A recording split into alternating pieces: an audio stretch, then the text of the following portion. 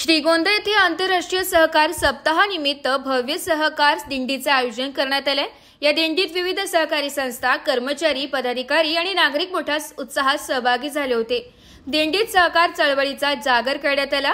यावेळी पतसंस्थेचे अध्यक्ष पाचपुते यांनी सहकार चळवळीच्या ऐतिहासिक योगदानावर भाष्य करत सहकार हा ग्रामीण आर्थिक विकासाचा कणा असल्याचं सांगितले।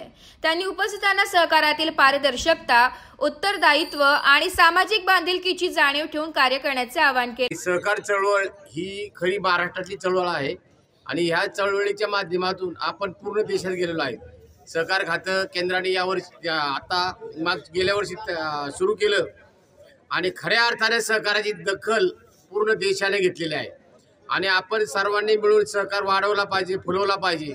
तळागाळातल्या पूर्ण लोकांकडे सहकाराचे विचार गेले पाहिजेत। सहकारातून अनंत लोक उभी राहतात।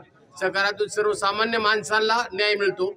आपल्या जिल्ह्यामधील बॅरिस्टर विठ्ठलराव गाडगीळ असतील, यांनी सहकाराची मुहूर्तमेढ अहमदनगर जिल्ह्यामध्ये प्रथम रोवली।